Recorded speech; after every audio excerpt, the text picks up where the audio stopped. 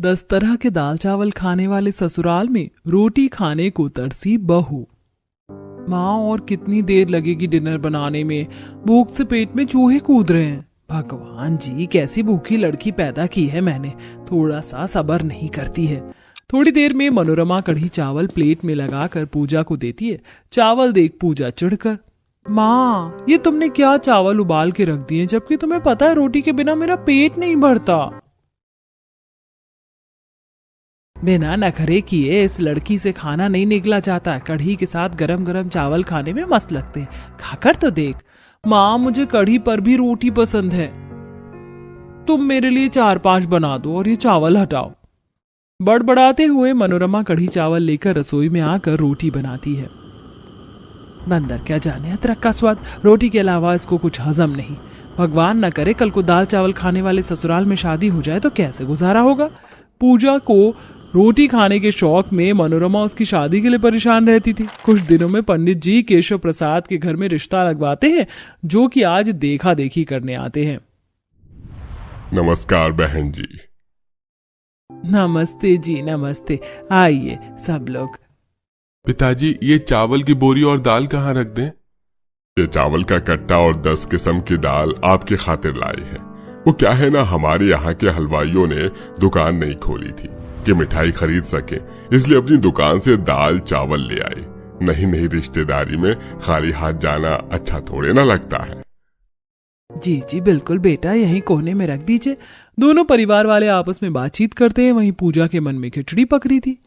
ये देखा देखी करने जाने में दाल चावल कौन लेकर जाता है? दाल में कुछ तो काला है। बहन जी, खुद से अपनी तरफदारी करना अपने मुंह मियाँ मिट्ठू बनने जैसा लगता है, मगर खानदानी खाते पीते बनिया जात से है।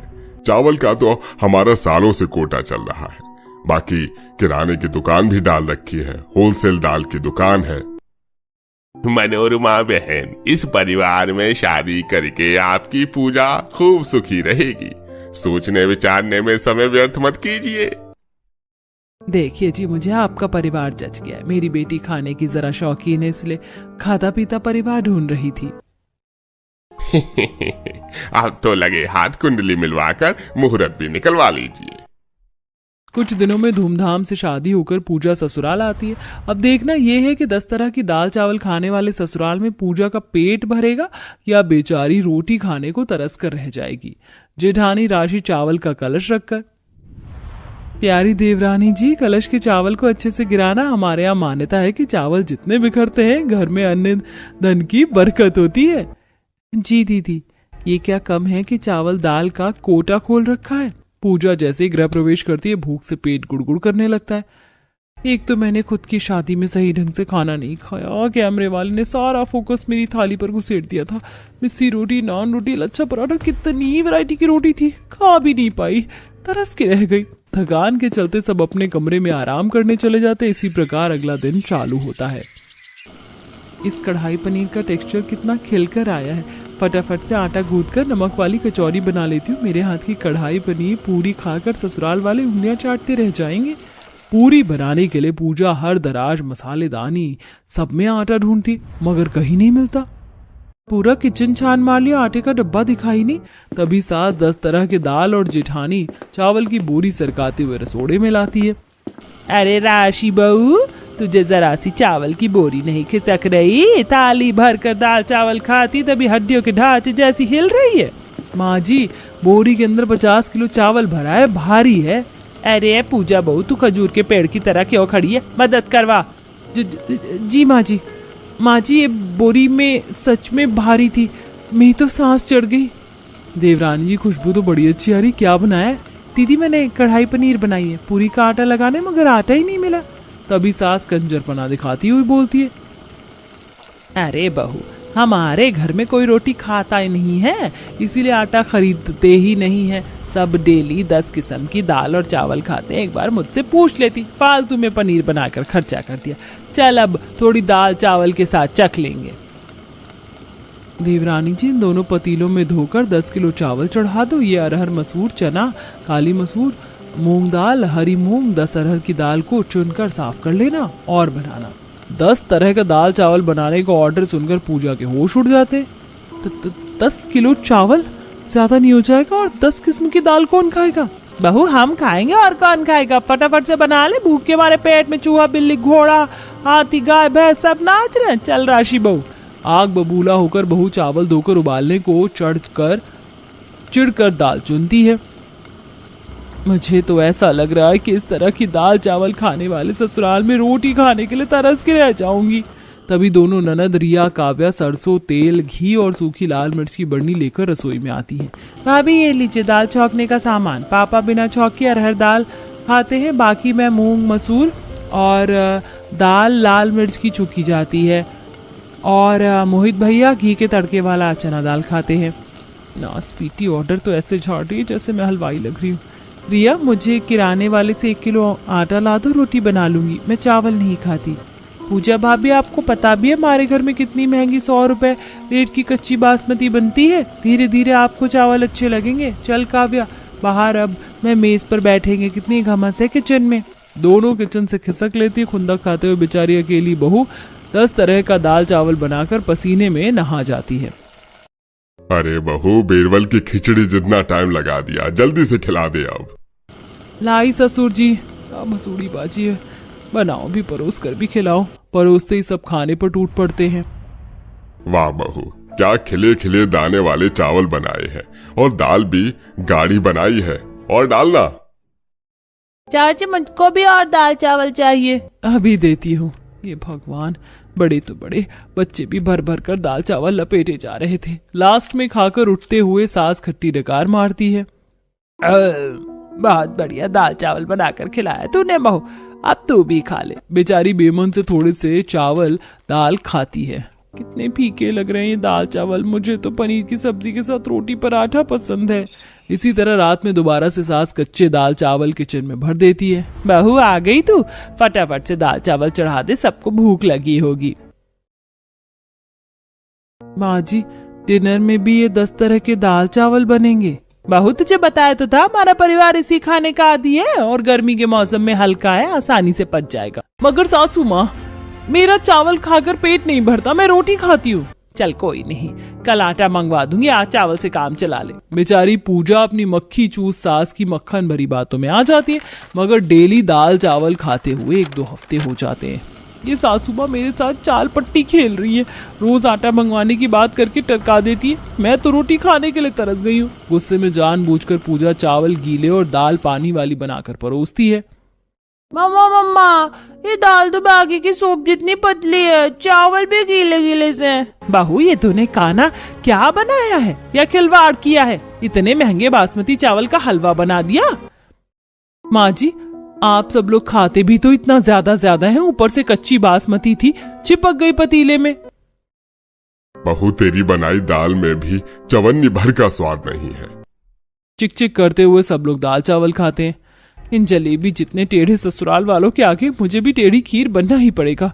मैं रोटी खाने के लिए तरसूं, पर इन्हें 10 किस्म की दाल चावल बनाकर खिलाऊं, इतनी सीधी नहीं हूँ। जानबूझकर पूजा अब डेली कभी दाल जला देती तो कभी चावल खराब कर देती, जिससे ससुराल वाले राशन पानी लेकर चढ़ जाते हैं।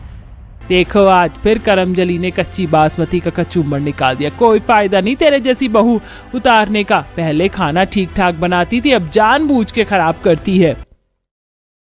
माँ जी, जब आप लोगों ने समझदारी नाम की चीज नहीं है तो मुझे टेढ़ा रास्ता अपनाना पड़ा। आप लोग खुद तो डेली 10 तरह की दाल चावल चाव से खाकर पेट भर लेते हैं, अगले बंदे के बारे में नहीं सोचते कि जिसे शुरू से ही रोटी की आदत है वो चावल से कैसे गुजारा करेगा। तरस गई हूं मैं रोटी खाने के लिए। बोलते बोलते पूजा रो जाती है, जिससे सबको बड़ा पछतावा होता है। बहू रो मत, हमें माफ कर दे, हमने तेरी पसंद नापसंद को पूछा ही नहीं, बस अपनी थोपी थी। मगर आज से तुझे रोटी खाने के लिए तरसने की जरूरत नहीं है। आखिर में दाल चावल खाने वाले ससुराल का रिवाज बदल जाता है। अब एक टाइम 10 तरह का दाल चावल और रात में रोटी सब्जी बनाती है, जिससे पूजा की परेशानी टल जाती है। यहाँ का इंटीरियर कितना ज्यादा अच्छा है ना। पता है मेरी कजिन पिछले हफ्ते ही आई थी यहाँ, उसने बताया यहाँ का खाना काफी टेस्टी है। मैं तो अपने लिए डम्पलिंग्स और पिज्जा ऑर्डर कर रही हूँ, तुम क्या ऑर्डर करोगी? खाक अच्छा है ये रेस्टोरेंट। तुम देख नहीं रही यहाँ कितनी ज्यादा गर्मी है। 2 एसी लगे हैं, लेकिन दोनों पंखे जितनी भी हवा नहीं दे पा रहे हैं। चलो किसी और रेस्टोरेंट चलते हैं। यहाँ का खाना काफी अच्छा है और प्राइस भी काफी कम है। तुम्हारे खाने के पैसे मैं दे दूंगी, लेकिन मुझे इस गर्मी में इस रेस्टोरेंट में नहीं बैठना।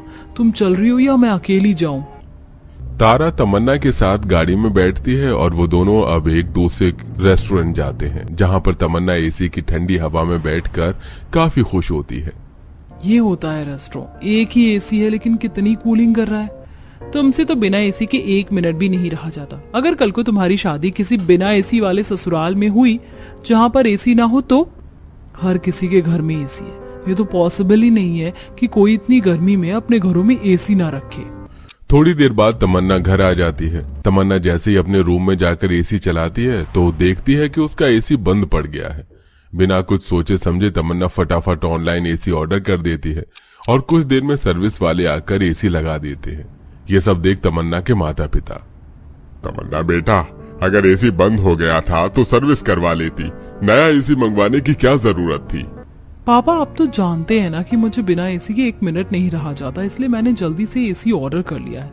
अब आप लोग जाइए, मुझे आराम करने दीजिए। मुझे अपने नए एसी की ठंडी ठंडी हवा में सोना है। महेंद्र और रागिनी नीचे आ जाते हैं।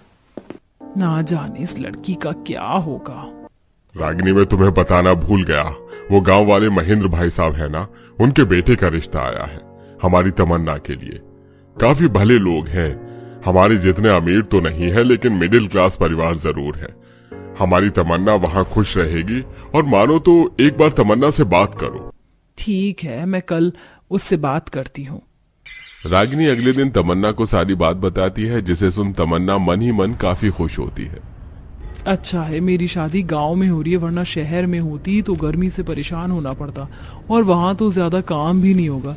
सुबह सुबह ही सारे काम खत्म कर मस्त एसी की ठंडी हवा में आराम करूंगी और वहां तो माँ पापा भी नहीं होंगे चिक चिक करने वाले। 24 घंटे एसी में आराम करने की मेरे दिल की तमन्ना आखिरकार पूरी होने वाली है। तमन्ना और नीरज की धूमधाम से शादी हो जाती है और आखिरकार शहर की रहने वाली तमन्ना विदा होकर अपने गांव वाले ससुराल आ जाती है। तमन्ना काफी देर से शादी के जोड़े में ही हॉल में बैठी हुई थी, जिससे उसे काफी ज्यादा गर्मी लगने लगती है। शिखा, हॉल का एसी चला दो प्लीज, मुझे बहुत ज्यादा गर्मी लग रही है। भाभी, हमारे हॉल में तो एसी ही नहीं है, मैं कूलर चला देती हूँ। क्या कहा तुमने? हॉल में एसी नहीं है? कूलर की ठंडी हवा में बैठकर तमन्ना को थोड़ी राहत तो मिलती है, लेकिन जो सुकून तमन्ना को एसी में मिलता था वो कूलर उसे नहीं दे पाता। तमन्ना जैसे ही अपने कमरे में जाती है तो देखती है कि कमरे में भी एसी नहीं है और उसे नीरज से पता चलता है कि कमरे और हॉल तो दूर, उनके तो पूरे घर में ही एसी नहीं है। ये तुम क्या कह रहे हो? आजकल हर किसी के घर में एसी होता है, तुम्हारे घर में एसी क्यों नहीं है? मुझे बिना एसी के रहने की बिल्कुल भी आदत नहीं है। बिना एसी चलाए तो मुझे नींद भी नहीं आती है। गांव में इतनी भी ज्यादा गर्मी नहीं होती कि लोग अपने घर में एसी लगाएं, और हमारे घर में एसी नहीं है तो क्या हुआ? पंखा कूलर तो है, ऊपर से हमारा इतना बजट भी नहीं कि हम एसी चलाकर उसका बिजली का बिल भरें। बिना एसी के यहाँ कैसे रहूंगी, कैसे सोऊंगी मैं? इस कूलर और पंखे में तो मुझे बिल्कुल भी नींद नहीं आएगी। तमन्ना इतना बोल ही रही होती है कि तभी शीला उनके कमरे में आती है। अरे बहू, तुमने अभी तक कपड़े नहीं बदले? कपड़े बदल लो और चादर तकिया लेकर हमारे साथ ऊपर छत पर चलो, हम सब छत पर ही सोते हैं। क्या कहा आपने? छत पर? इतना बड़ा घर है, सबके अपने अपने कमरे हैं, लेकिन उसके बावजूद भी आप लोग छत पर सोते हैं? तमन्ना इतना बोल ही रही होती है कि तभी अचानक घर की बिजली चली जाती है। हम लोग छत पर सोते हैं, एक तो हमारी आदत है और ऊपर से गांव में अक्सर रात में बिजली चली जाती है। अब गर्मी में तो इतनी बंद जगह पर सो नहीं सकते। नीरज, बहू को लेकर ऊपर आ जा। तमन्ना तकिया चादर लेकर छत पर आ जाती है। आज से तमन्ना ने कभी छत पर सोया नहीं था, जिसके चलते उसे यह सब काफी अजीब लगता है। थोड़ी देर में छत पर ठंडी ठंडी हवा चलने लगती है, जिससे तमन्ना को राहत मिलती है और वो सो जाती है। अगले दिन जब आस पड़ोस की औरतें अपनी छत पर जाती हैं, देख रही हूँ मायावती, इन लोगों की तो आदत है छत पर सोने की, लेकिन नई नवेली बहू को भी छत पर सुला दिया। शर्म नहीं है इन लोगों में कि नई नवेली बहू है, इस तरह छत पर कौन सुलाता है? सूरज की गरम गरम धूप पड़ते ही तमन्ना उठ जाती है और नहा धोकर अब अपने घर के काम करने लगती है। बिना एसी के गर्मी में तमन्ना का काफी बुरा हाल हो गया था। तमन्ना जल्दी से घर के सारे काम खत्म करके कूलर चलाकर उसके सामने बैठ जाती है। क्या क्या तमन्ना लेकर आई थी। मैं यहाँ गांव में शादी करके पूरा दिन एसी की ठंडी हवा में आराम करूंगी, लेकिन मेरी सारी तमन्ना पर मेरे ससुराल वालों ने पानी फेर दिया। अब इस कूलर की हवा में काम चलाना पड़ रहा है। तमन्ना शाम तक कूलर की हवा में बैठती है और रात होते ही सबके लिए खाना बनाने लगती है। खाना खाने के बाद तमन्ना अपने कमरे में सोने के लिए जा ही रही होती है कि तभी तमन्ना की सास उसे फिर से तकिया लेकर छत पर चलने के लिए कहती है। माँ जी, कल तो बिजली नहीं थी पर आज तो बिजली है, तो फिर छत पर क्यों सोना? मुझे छत पर सोना बिल्कुल भी अच्छा नहीं लगता। पता है, जब मैं सुबह उठी तो कई सारी औरतें मुझे घूर घूर के देख रही थी। आप लोग जाइए छत पर, मैं यहीं पर सोऊंगी। बिजली हो या ना हो, लेकिन हम सब छत पर ही सोते हैं, और तुम अब हमारे परिवार का सदस्य हो तो तुम्हें हमारी बात माननी पड़ेगी। इतने बड़े घर में तुम अकेले कैसे सो सकती हो नीचे? अपनी सास के कहने पर तमन्ना को न चाहते हुए भी छत पर जाकर सोना पड़ता है। थोड़ी देर तो तमन्ना छत पर चल रही हवा में सोने की कोशिश करती है, लेकिन तभी हवा चलना बंद होती है और ढेर सारे मच्छर तमन्ना को काटने लगते हैं। बिना एसी के इस गर्मी में मैं क्या कम परेशान थी, जो अब ये मच्छर भी मुझे काटने को दौड़ रहे हैं। भागो यहाँ से, भागो। बेचारी तमन्ना गर्मी में छत पर परेशान होकर सोने की कोशिश कर रही थी कि तभी अचानक जोरों की आंधी चलने लगती है और देखते ही देखते बारिश शुरू हो जाती है। क्या मुसीबत है, बड़ी मुश्किल से आंख लगी थी और अब ये बारिश शुरू हो गई। दुखी तमन्ना अचानक से खुश हो जाती है, क्योंकि कम से कम आज की रात तो वो नीचे कूलर की हवा में ही सही लेकिन चैन की नींद सो पाएगी। लेकिन तमन्ना जैसे ही नीचे जाती है तो देखती है कि बारिश होने की वजह से उनके गांव की बिजली चली गई। तमन्ना सारी रात गर्मी से परेशान होती है। हर रात तमन्ना का यही हाल था। ठीक से नींद न पूरी होने की वजह से तमन्ना घर के कामों पर भी ठीक से ध्यान नहीं दे पाती थी। भाभी, आपने तो थोड़ी पी रखी है। कल भी आपने सफाई करते हुए पॉट तोड़ दिया और आज भी। अरे थोड़ा ध्यान से काम कीजिए। हम आपके मायके वालों की तरह अमीर नहीं है जो अपने नुकसान पर नुकसान करें। ये सब छत पर सोने का नतीजा है। आप लोगों को आदत है छत पर सोने की, मुझे नहीं। रात भर मच्छर गर्मी से परेशान होती हूँ तो ये तो होगा ही। ऐसे ही एक महीना गुजर जाता है। आज तमन्ना के ससुराल में उसके सास ससुर के कुछ रिश्तेदार आते हैं और आज ससुराल वाले रिश्तेदारों के साथ छत पर ही सो जाते हैं। काफी दिनों से छत पर रखी टंकी की जगह की जमीन से नीचे घर में पानी टपक रहा था, जिसके चलते कमलेश उस जगह को तोड़वाकर नया बना रहा था। छोटी सी छत पर ज्यादा लोग होने की वजह से तमन्ना उस टूटी हुई जगह के करीब ही सो जाती है और गलती से नींद में करवट लेते हुए तमन्ना नीचे गिरने को होती है कि तभी अचानक तमन्ना की आंख खुलती है और वो छत से लटक जाती है। तमन्ना की चिल्लाने की आवाज सुनकर सभी लोग जाग जाते हैं। हे भगवान, ये भाभी कैसे लटक गई? अरे भैया कुछ करिए। तमन्ना जल्दी से मेरा हाथ पकड़ो। नीरज तमन्ना का हाथ पकड़कर उसे ऊपर खींच लेता है, जिससे तमन्ना नीचे गिरने से तो बच जाती है, लेकिन इससे उसके हाथ पर काफी सारी चोट आ जाती है। ऐसी भी क्या गहरी नींद जो होश ही ना हो। अगर तू नीचे गिर जाती तो क्या जवाब देते हम तेरे मायके वालों को? इतनी भी लापरवाह होना ठीक बात नहीं है। बस अब बहुत हुआ। अब मैं आप लोगों की एक नहीं सुनूंगी। मेरे साथ जो हादसा हुआ है ना, इसकी वजह भी आप लोग हो। मुझे बिना एसी के रहने की आदत नहीं है, लेकिन फिर भी मैं रहने की कोशिश कर रही हूँ। पर आप लोग तो मुझे हर रोज गर्मी में छत पर ले आते हो सोने के लिए। अरे आप लोगों को आदत है, गांव के लोग सो सकते हैं छत पर, लेकिन शहर में ऐसा नहीं होता है। हर रोज गर्मी और मच्छर से नींद खराब होने से परेशान थी। आज आप सब कान खोल कर सुन लीजिए मेरी बात। आज से मैं नीचे ही सोऊंगी और मेरे कमरे में लगेगा एसी, और ऐसा नहीं हुआ तो मैं चली जाऊंगी अपने मायके। इतना कहकर तमन्ना नीचे आ जाती है तो वहीं नीरज आज तमन्ना के साथ हुए हादसे से काफी ज्यादा डर गया था। माँ बाबा, अब मैं और खतरा नहीं मोल ले सकता। अब हमें कमरे में एसी लगवा लेना चाहिए। अगर कल को तमन्ना को कुछ हो गया तो मेरा क्या होगा? वो मेरी पत्नी है और उसकी सुरक्षा ही मेरा पहला कर्म है। नीरज अगले ही दिन शहर से एसी मंगवाकर अपने कमरे में लगवा लेता है, जिससे अब तमन्ना नीचे ही अपने कमरे में एसी की ठंडी हवा में चैन की नींद सो पाती है। तो वहीं उसके बाकी ससुराल वाले छत पर ही सोते हैं और अब किसी को भी किसी भी जगह पर सोने से कोई दिक्कत नहीं होती।